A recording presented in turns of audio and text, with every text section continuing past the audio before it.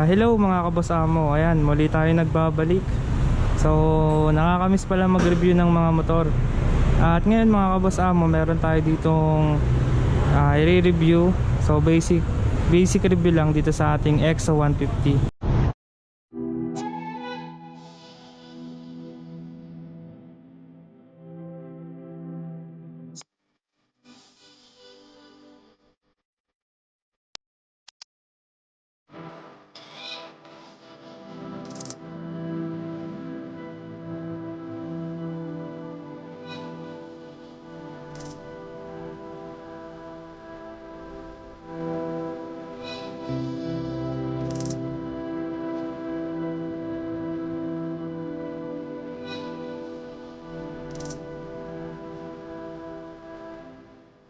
Ayan, so nandito po tayo sa aming branch, Microbike Katmon. Ayan. So ito yung mga motor natin dito mga kaboss amo. Meron tayong EXT 150. Ayan. Tapos EXU 110. Ayan, yung parang XRM. Sa mga susunod na vlog natin mga kaboss amo, ayan naman yung isusunod natin. Sa ngayon mga kaboss amo, dito tayo sa EXO 150. Ang kamukha nito kung mapapansin nyo, para siyang Aerox. Aerox style na may pagka Honda click. Yan. So yan mga kaboss amo yung pangalan ng aming motor, EXO 150. Yan. So ang EXO 150 natin ay ang kanyang fuel system is carb type. And carburetor pa po si EXO 150 mga kaboss amo. Then ang kanyang specs naman sa engine, meron siyang 150cc. And tapos air cooled. And sa mga nagtatanong, air cooled pa po siya. So hangin lang yung nagpapalamig sa makina. Si EXO 150 mga kaboss amo, China bikes rin. Gawa siya ng microbike. And kung mapapansin natin dito sa harap natin, ayan, meron tayo ditong visor. Tapos makikita nyo yung mga lever natin dito at hand grip. So sobrang simple lang ng hand grip natin dito. Ayan. Tapos yung lever natin aluminum. Okay, then makikita natin yung kanyang style ng harap niya, parang Aerox. Tapos mayroon tayo ditong park light.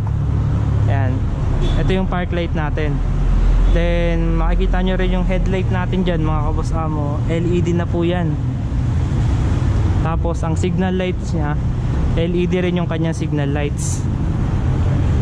Ito yung style ng signal lights nya. So maganda yung style ng harap nya, diba? Goods for aerodynamic. May mga patulis-tulis siya. Tapos yung sticker nya dito, ayan din, gold na silver, yung combination sa matte black. Then ang kanyang front fender mga kaboss amo, ganyan lang. Sobrang simple lang ng style nya. Tapos meron tayong reflector dito. Ayan. Tapos itong cable na to mga kaboss amo, para sa ating ano yan, speedometer. So digital na kasi yung speedometer ng ating EXO 150. Ayan. So yung kanya namang brake sa harap, disc brake tayo, naka disc brake yan. Tapos ang pwesto nya nasa kaliwa, parang sa mga Honda Beat. Ayan, nasa kaliwa yung mga caliper. Simple lang naman yung caliper na ito, yung mga ordinary lang. Tapos yung kanyang rotor disc, ayan, meron siyang 3mm na rotor disc. So may black yung kulay. So bagay na bagay sa motor. Sa gulong naman mga kaboss amo, ang kagandahan dito, naka tubeless na tayo dito. Tapos meron siyang 9080 by 14 na size. Yan. So goods na rin kasi medyo malapad siya, papansin nyo. Tsaka yung style nya, ayan, medyo maganda naman yung style nya. Pero kung gusto nyong palitan ng mas magandang gulong, okay din naman. Ang brand pala ng gulong natin dito Kerrystone. Kerrystone po yung pangalan ng yung brand ng gulong na ginamit dito. Ayan. Tapos sa side tayo banda mga kabasamo, makikita natin yung ayan, siguro microbike. Ayan, meron din siyang gold silver na sticker sa bandang gilid. Ganon din naman yung dito niya sa may bandang likod, sa may side cover dito. Combination rin ng gold at silver. Tapos yung matte black. Ayan. So sa kanan naman mga kabasamo, totoktokin natin. Ayan, medyo okay din naman siya. Pero syempre hindi siya ganun ka-quality, hindi katulad sa mga ibang mga branded. So hindi naman din ganun kamahal ang X150 natin. So mamaya yung price sasabihin ko sa inyo. Tapos dito pala yung kanyang panggilid. Ayan, dito yung airbox at yung panggilid natin. So meron pa rin siyang kickstarter. Goods pa rin yan kasi iwas stress kapag na lowbat yung battery natin. Meron tayong sasandalan na kickstart. Okay.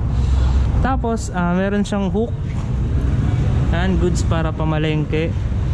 Then dito naman yung bulsa niya, maliit lang siya mga kabasamo, kaya yan lang.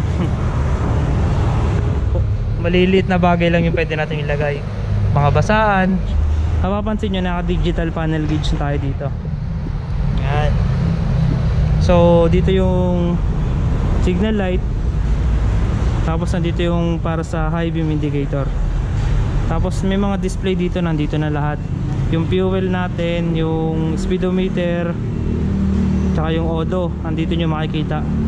So di natin na mabubuksan kasi hindi pa siya naka-activate. Tapos sa mga switch, ayun, ordinary lang yung mga switch natin dito. Sa left side meron tayo ditong busina, tapos signal light nandito. Tapos meron na siyang hazard. Yan. So yung iba sa atin kahit motor lang gusto natin may hazard eh. Ito hindi ka na magpapalagay kasi meron na siya. Then dito yung para sa low beam, high beam. Sa kabila naman meron tayong rail switch, meron tayong switch para sa headlight at park light. Yan. Then push button. Ito yung susi niyan. Para mabuksan natin yan mga kabasamo, syempre may anti-theft tayo dyan. So iwas nakaw. Okay, bubuksan muna natin. Yan. Tapos yung susi natin, ang bukasan kasi ng ating compartment, yan, nasa susi lang. So igigitnaan nyo lang muna yung susi. Ito kasi yung on. Yan yung on. Tapos ito yung nasa gitna. Pagdating sa gitna, pipindutin yung seat. Yan. Ito natin seat. Yun. Tapos pwede na natin buksan yung ating compartment. So yan, nandito yung kanyang battery, kanyang side mirror, pati yung manual. Yan, microbike. Tapos malaki naman yung kanyang compartment mga kabasamo. Hindi ko lang sure kung ilang liters to. Pero kung mapapansin nyo, yan, malaki siya. Pero tingin ko hindi naman kakasya yung mga malalaking helmet dito. Yan, pero goods pa rin kasi sobrang laki ng compartment niya. Marami tayong pwedeng mailagay.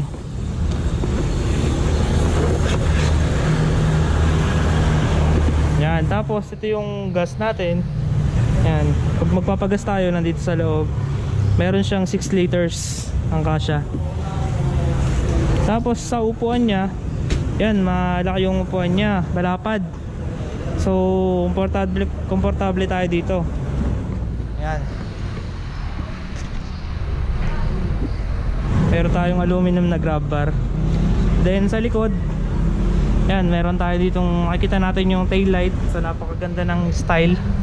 Akala mo branded, di ba? Pogi, di ba? Then mga kabasama, meron tayong signal lights, LED na rin. LED na rin yung tail light natin. Yan, tapos yung ating lagay ng plaka. Then naka-isa pa rin yung ating shock dito. Yan. Kung para sa akin kasi mga kaboss amo, mas maganda pa rin yung merong ganito, yung swing arm na ganyan. Okay, para sa akin lang. Then makikita nyo dito sa loob yung carb nya. Ayun, carburetor pa kasi ito mga kaboss amo. Tapos yung ating cover para sa ating magneto. Then yung muffler natin makikita rin natin dito, naka aluminum tip na rin tayo dito. Tapos meron tayong heat cover ba tawag dun, para hindi mapapaso yung angkas natin. Tapos naka tubeless rin yung gulong nito sa likuran. Ganon din yung kanyang brand, Carrystone. At meron naman siyang size na 180 by 14. Goods naman yung gulong niya sa likuran kasi malapad, 180 by 14. So hindi lang natin alam yung performance kasi di pa naman natin siya natatry. Yan nyo, tatanong natin sa mga ibang customer kung ano yung feedback nila sa gulong ng ating EXO 150. Yan, malapad naman, tignan yung ating gulong. Okay, ito pa ang idadagdag natin dito, yung battery ng ating EXO 150. Dito siya nakapwesto, yan, sa footboard natin, parang sa mga Honda Click. Ang apaka ng angkas natin mga kabosama nandito. Yan. So ito yung looks ng ating EXO 150. Yan. So wala na akong maidadagdag, ayun lang yung mga meron siya. So overall, kung naghahanap ka ng motor na komportable, madaling i-drive at medyo mura, so pwede to, EXO 150 matte black. Meron din tayong yellow at meron din tayong kulay puti. So ngayon ito lang available dito, pero parang kukunin na rin yata ito bukas. So pwede naman tayo magpa-reserve sa mga gusto. Okay, so EXO 150. Doon naman tayo sa price. So price natin para sa ating EXO 150, yan, meron tayo dito. So ang down payment nya mga kabosamo para sa gusto mag-installment ay 5,000 lang. And 5,000 pesos down payment. Then meron kang monthly na 2,750 for 2 years lang yun. So sa cash naman mga kabosamo, 50,000 ang cash natin para dito sa ating EXO 150. So yung installment pala natin, rebated pa yan ng 200. Pag updated ka magbabayad. Yan. Tapos may mga requirements na rin tayo dito. Yan, para sa maker, kailangan mo ng 1 valid ID, 2 pieces 2x2 picture, barangay clearance, proof of income, at house sketch. Tapos ako maker naman, 1 valid ID, 2 pieces 2x2 picture, at barangay clearance lang. So yun lang mga kabasamo. So sa mga trip, ang ating EXO 150 dito lang yan sa Catmon, Microbike Catmon branch, Santa Maria, Bulacan. So nandyan na sa baba yung contact number. So tawag na lang po kayo doon or text para makapagpa-reserve kayo ng EXO 150 natin. So yun lang mga kabasamo, at maraming salamat sa lahat ng nanonood sa atin. So na-miss ko mag-review, abangan nyo pa yung mga review natin. So kung gusto nyo EXT 150 or yung EXU natin, meron tayo dun. So may mga paparating pa tayong brand new. Tayo nyo lang yung mga vlog natin. So yun, maraming salamat mga kabasamo.